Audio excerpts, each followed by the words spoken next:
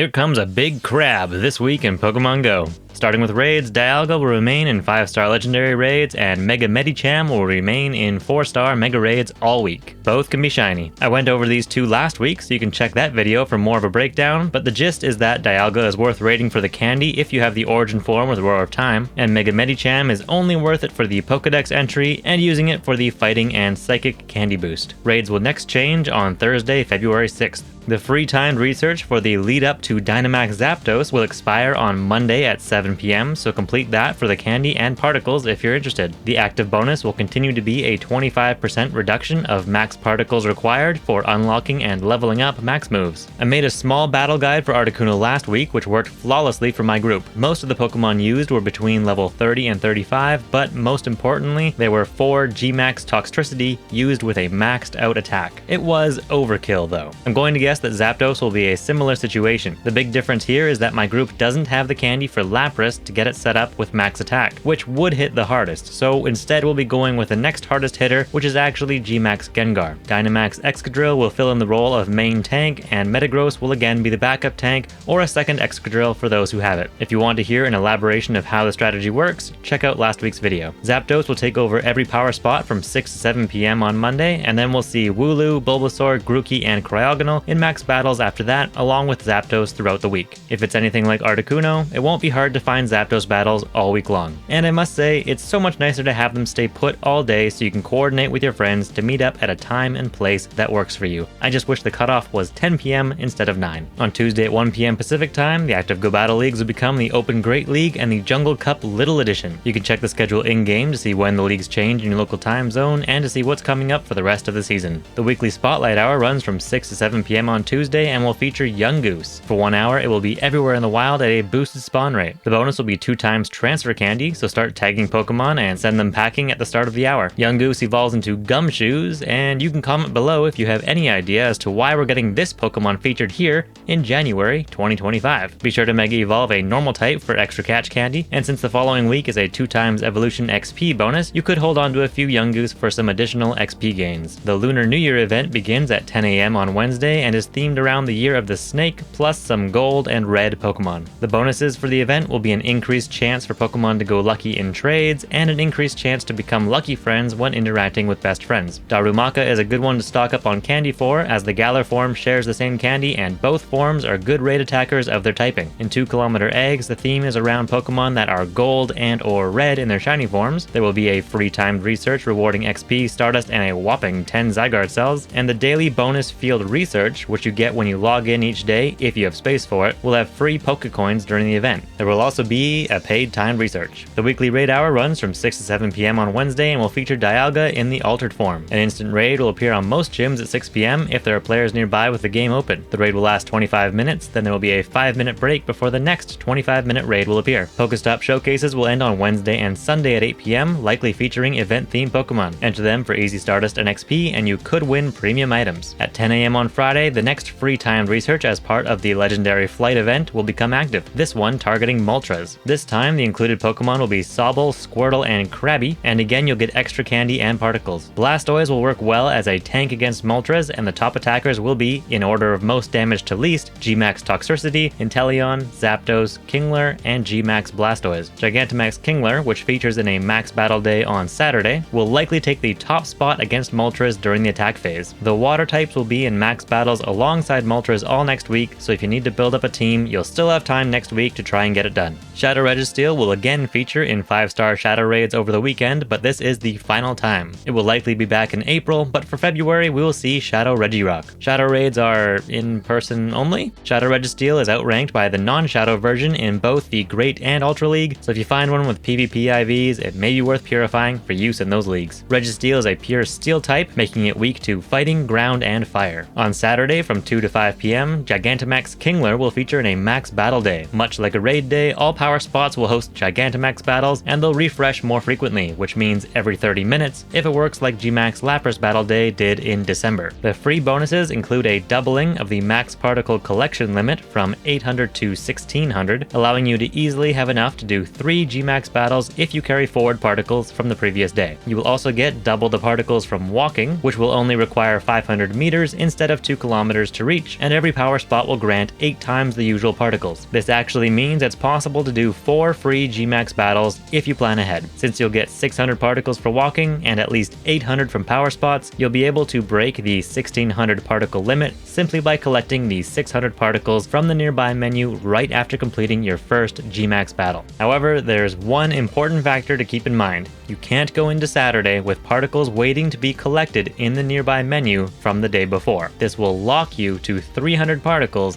instead of 600 for your first exploration bonus. So on Friday, bring your total up over 700 without going over your daily collection limit, then walk until you can claim the 300 from exploration, but don't touch it until the end of the day on Friday, and don't touch any power spots in order to not go over your daily limit on Friday. When you're done playing for the day, you can claim the exploration bonus and you'll go up to or over 1000 in your inventory, and at that point you should close the game and not turn it back on until Saturday. When you log in on Saturday, walk at least 500 meters to get the 600 particle exploration bonus, which becomes active overnight at 12 AM, and just remember to claim it after your first Gmax battle. So if on Friday you have a full inventory and 300 waiting to be collected, you should do a battle or 2 or level up a max move and then collect some particles to bring things in line. That is, if you care to do 4 free Gmax battles instead of 3. There will also be an event ticket, which will increase your collection limit to 5600 particles, which is enough to do 7 battles, or an easy 8 if you carry over particles from Saturday. You can stretch this to 9 battles if you go into Saturday with between 860 and 1280 particles and collect the 600 exploration particles once. Just collect them after your first battle or before you start if you're under 1000, and you'll be good to go. You'll also get 2 times XP for max battles and a timed research that will grant 1 max mushroom and 25,000 XP. Going up against Kingler, you'll want to use grass or electric as your max phase attackers, and Blastoise or Lapras with water gun will work great as tanks to build the max meter. I'm planning to use the exact same team and strategy for Gmax Kingler as I did for Dmax Articuno, so you can check out last week's video if you want to hear a guide for that. As always with Gigantamax, you'll need a group to take it down, and the exact number will depend on the power of everyone's Pokemon and how much strategy is used. Check Campfire for a local group or meetup, and if you don't see one, try to create one yourself and maybe you'll be able to get something going. As for usefulness, Gmax Kingler will be the strongest water type for max attacks available so far, and by quite a large margin. It doesn't have the bulk of Blastoise, but when paired up in a team that uses Blastoise as a tank and Gmax Kingler in the max phase,